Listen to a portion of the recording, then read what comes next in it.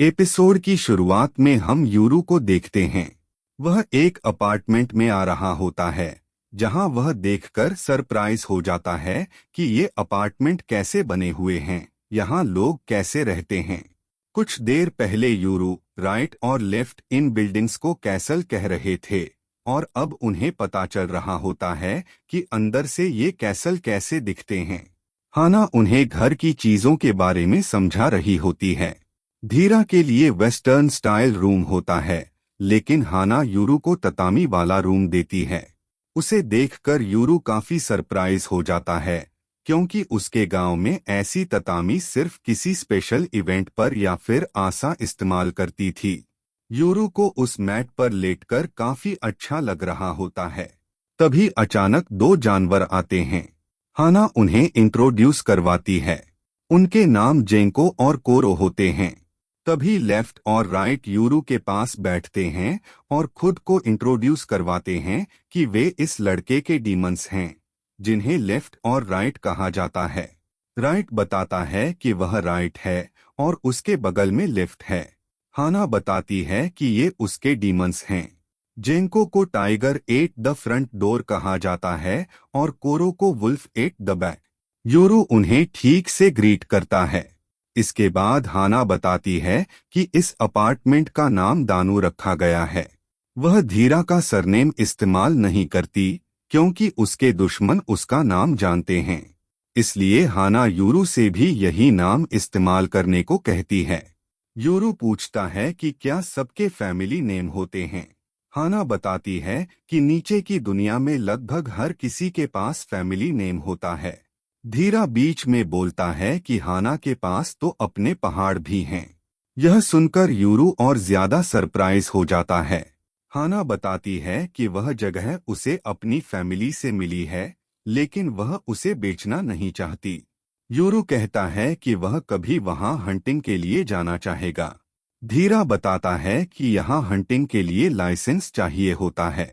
यूरू पूछता है लाइसेंस क्या होता है, तो धीरा समझाता है कि यह परमिशन का प्रूफ होता है। इसके बाद सीन बदलता है। आसा एक जगह पर अपनी पावर की प्रैक्टिस कर रही होती है। वह एप्पल को छीलने की कोशिश कर रही होती है, लेकिन उसकी पावर सही तरह काम नहीं कर रही होती। तभी कुछ लोग वहां आते हैं। उनमें एक आदमी जापानी अटायर में होता है, जिसे आसा मास्टर कहती है। उसके पीछे जिन भी मौजूद होता है। आसा माफी मांगती है कि उसने यार्ड खराब कर दिया। मास्टर कहता है कि जब तक वह किसी को मार नहीं रही, तब तक ठीक है, वह प्रैक्टिस करती रहे। फिर वह जिन को सफाई करने के लिए कहता है। जिन अपने डीमन आई को कमांड देता है और वह सब साफ कर देता है। मास्टर गाबी को देखने आया होता है। गाबी कहती है कि उसे देखने आने की जरूरत नहीं थी, अब वह पहले से ठीक लग रही होती है। गाबी के डीमन का नाम गैब्रियल होता है। आसा गाबी को एप्पल खाने के लिए पूछती है, लेकिन उसके पास नाइफ नहीं होती। जिन अपने दूसरे डीमन मकाटो को बुलाता है, जो उसे नाइफ देता है। गाबी मजाक में कहती है कि क्या वह उस नाइफ से कटा एप्पल खाएगी जो मॉन्स्टर के मुंह से आया है। जिन कहता है कि उसने इस नाइफ से किसी को मारा नहीं है। इसके बाद सब बैठकर खाते पीते हैं। मास्टर गाबी को अपनी रिकवरी पर ध्यान देने को कहता है और आसा से उसका ध्यान रखने को कहता है।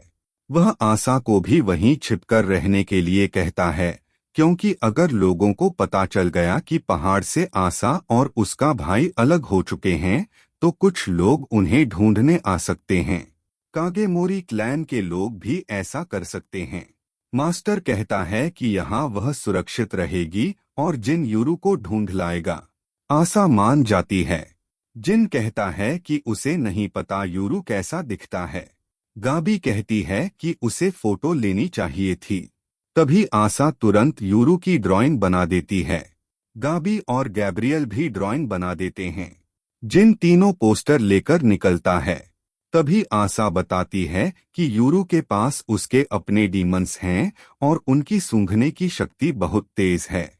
वे ब्लड की स्मेल से लोगों को पहचान सकते हैं। गैब्रियल ने उन डीमंस को भी काफी एक्यूरेटली ड्रॉ किया होता है, जिसे देखकर जिन हैरान हो जाता है।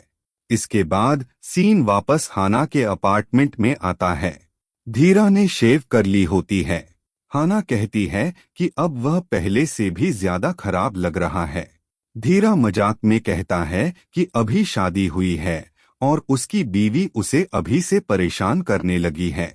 वह पूछता है कि उनका बेटा कहाँ गया। हाना बताती है कि यूरू बाहर वॉक पर गया है। वह आसपास का एरिया देखना चाहता था। अगर लेफ्ट और राइट उसके साथ हैं तो सब ठीक होगा। धीरा अपना मचाते ढूंढ रहा होता है, लेकिन वह नहीं मिलता। उसे शक होता है कि यूरू उसे लेकर गया होगा।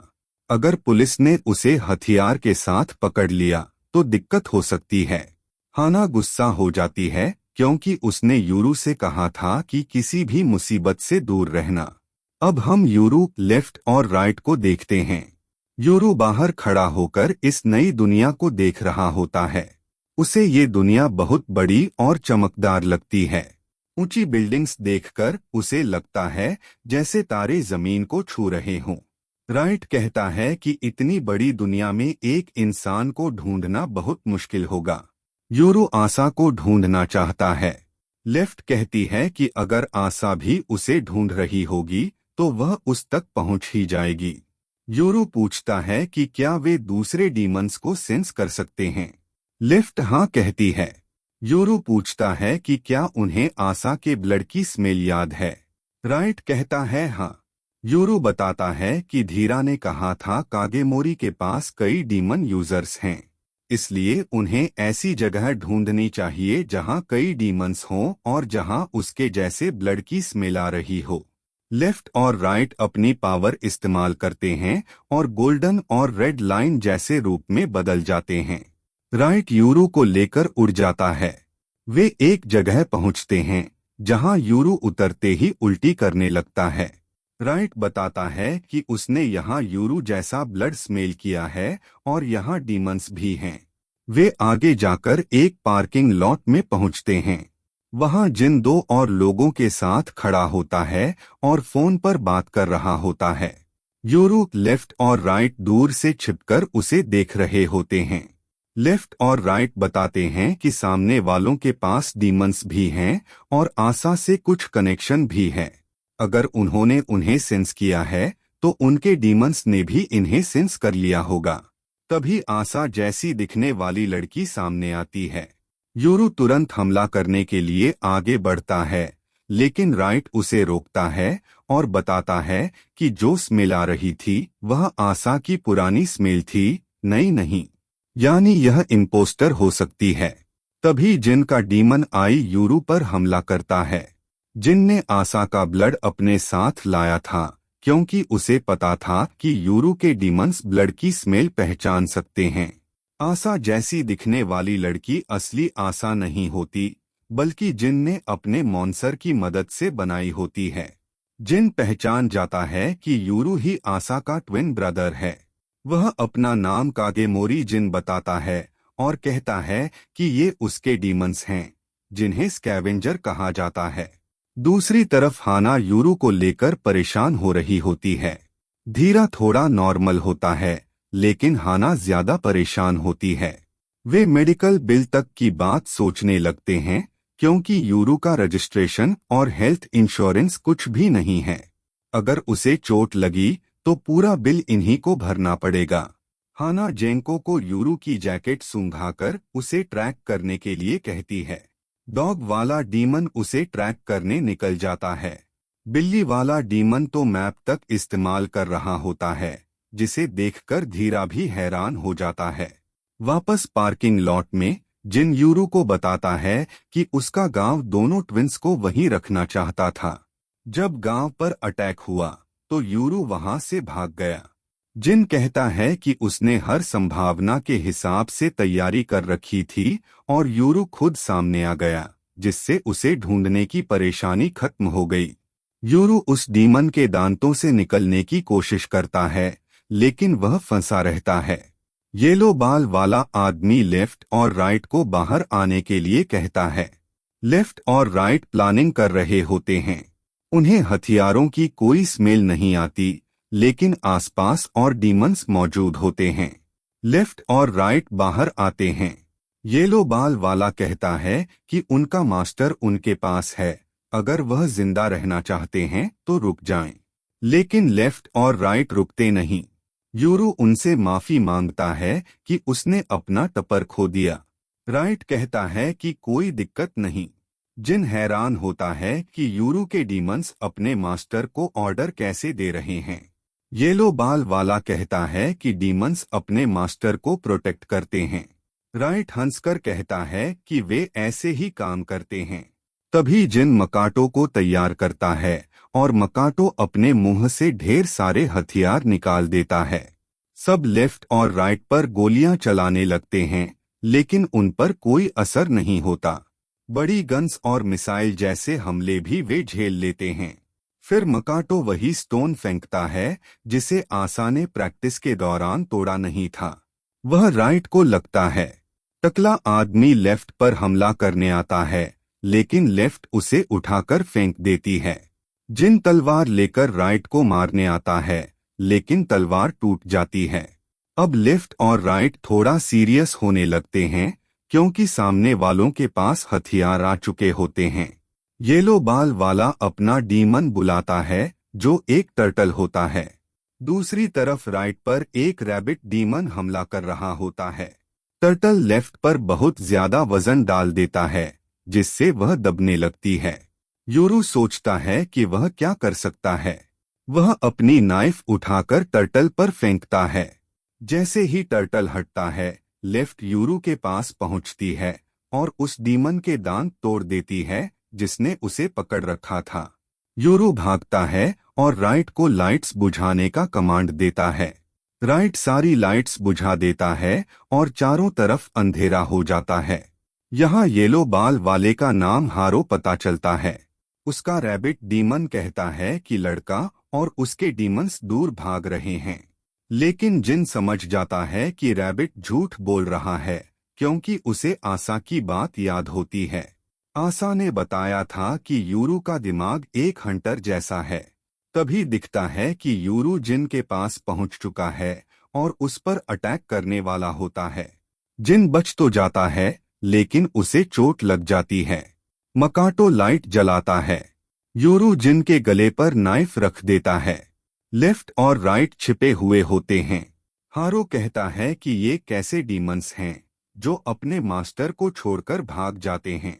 राइट कहता है कि उन्हें नहीं पता वह क्या बोल रहा है, लेकिन वे ऐसे ही काम करते हैं। लेफ्ट कहती है कि वे जैसा चाहें वैसा कर सकते हैं, जब तक उनका काम पूरा हो रहा है। यूरू ने शुरुआत में ही उन्हें ऑर्डर दिया था कि वे जो चाहें कर सकते हैं। राइट बताता है कि यूरू नाइट का ट्विन है, यानी आसा का भाई है। लेफ्ट यूरू की तारीफ करती है कि वह इतना तेज है कि उसे उनकी मदद की भी जरूरत नहीं पड़ती।